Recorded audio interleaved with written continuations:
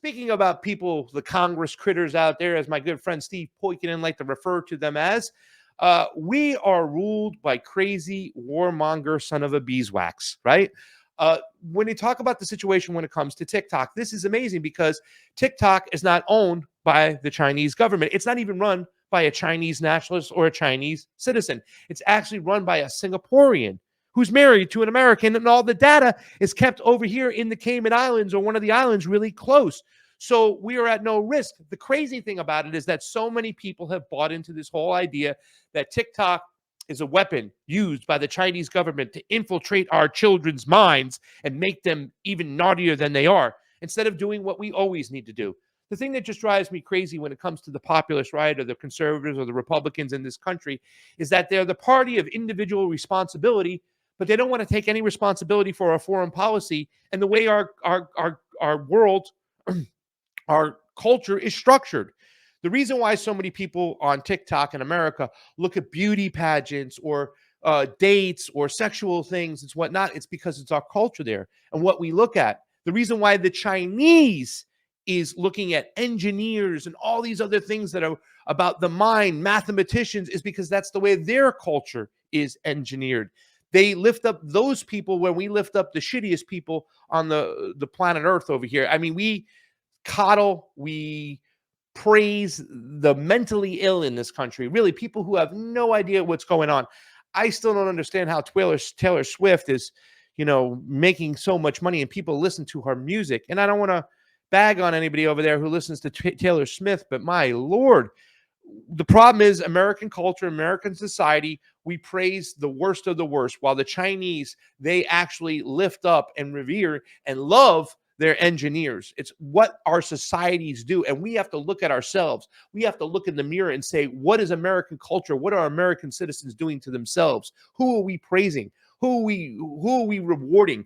As opposed to the Chinese. And that's what it is. So when it comes to TikTok, their algorithms are different because their citizens look at different things. However, that doesn't stop the scare tactics. It doesn't stop the Chinese, that Nancy Pelosi, those comments. And of course, a lot of people on the populist right, and this is something that I have a problem with Donald Trump, the China virus. It's the China virus who wants to blame the Chinese. Vivek Ramaswamy blaming the Chinese on the virus when they all know it's a homegrown bioweapon, baby, funded by EcoHealth Alliance and Dr. Fauci. Ralph Barrick told about this. So instead of taking accountability for ourselves, to let terms like the China virus go out there without saying anything. Well, the next video is interesting because this idiot, Mr. Cotton, goes and he still questions the CEO of TikTok, who once again is not Chinese. Listen to this, ladies and gentlemen, the other day. I think they then had a lawsuit and it was overturned. I can't remember the details. It's another company. The Biden administration that reversed those sanctions, just like, by the way, they reversed the terrorist designation on the Houthis in Yemen. How's that working out for them? But it was sanctioned as a Chinese communist military company. So you said today, as you often say, that you live in Singapore. Of what nation are you a citizen? Singapore. Are you a citizen of any other nation? No, Senator. Have you ever applied for Chinese citizenship? Senator, I served my nation in Singapore. No, I did not. Do you have a Singaporean passport? Yes, and I served my military for two and a half years in Singapore. Do you have any other passports from any other nations? No, Senator. Your wife is an American citizen. Your children are American citizens. That's correct. Have you ever applied for American citizenship? No, not yet. Okay. Have you ever been a member of the Chinese Communist Party? Senator, I'm Singaporean. No. Have you ever been associated or affiliated with the Chinese Communist Party? No, Senator. Again, Okay. I'm Singaporean. Let me ask you some hopefully simple questions. You said earlier, in response to a question, that what happened at Tiananmen Square in June of 1989 was a massive protest. Anything else happen in Tiananmen Square?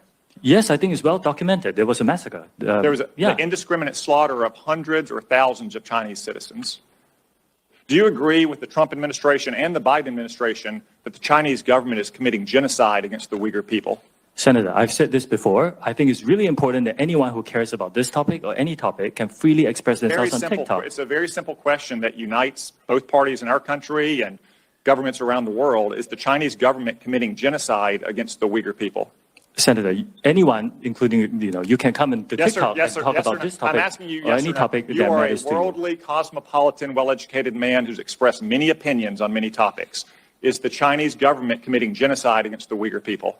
Actually, Senator, I talk mainly about my company, and I'm here to talk sir. about what Yes or TikTok no? does. Yes or no? You're here to give testimony that's truthful and honest and complete. Let me ask you this. Joe Biden last year said that Xi Jinping was a dictator. Do you agree with Joe Biden? Is Xi Jinping a dictator? Senator, I'm not going to comment on any world leaders. What? Wow. Ladies and gentlemen, the asinineness of Mr. Cotton.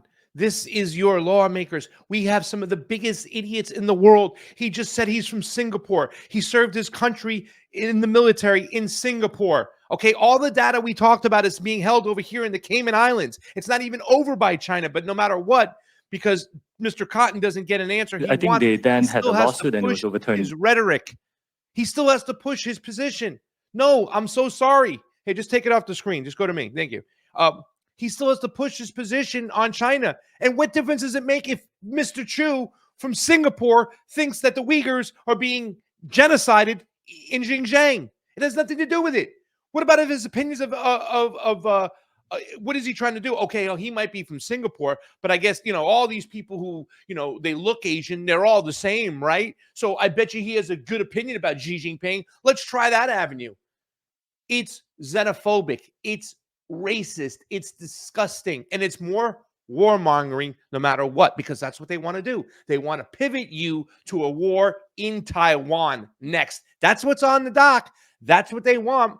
The Malthusiasts who run this country, who control all these Congress critters, they don't care if there's a world war with China. In fact, there's too many people here anyways. There's too many useless eaters. So let's push this Chinese narrative no matter what.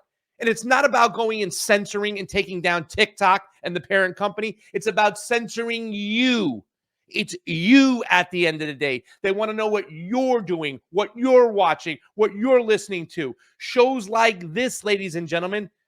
They don't like the non-establishment narratives out there. They want to push back. They want complete control. That's what that bill in Congress was about. It wasn't about going after TikTok. It was about creating a portal for the deep state, for the Congress, for Big Brother to listen and watch what you are doing. I freaked out my mom the other day, told her, hey, we got to go inside and talk there's no TVs or anything. And she's like, what are you doing? You're freaking me out over here. Big Brother's watching. I said, yes. And we know this from Julian Assange, Vault 7, right? It said the CIA and the FBI have backdoors into anything electronically to listen to what you are doing. You know why? Because the greatest threat to the American empire is not other countries. It's its own citizens. And if they can quell, suppress, and demonetize any citizens that's standing up against the rhetoric of the government, they will do so. And idiots like Tom Cotton are their stenographers. That's all they are. They work for the donor class. They do not work for you. Do us a favor, Mr. Cotton. Resign today. YouTube still plays those crazy games where they like to unsubscribe people for whatever reason. I don't know if it's part of an algorithm or whatnot, but make sure you're subscribed and make sure you hit that bell and like, share, subscribe to the show. We're going to have this whole show clipped up. We're going to do it the same way we've been doing it on the Convo Couch for many years. We do a whole show, a live show, and then we have certain segments. We're going to repost the segments out there so you can share the shorter versions of the subjects that you like or that you want to share. And that's the most important thing you can do. A lot of us don't have any coin to spare, but we can share, right? That rhymed. We don't have any coin to spare, but we can share. So do me a favor and share.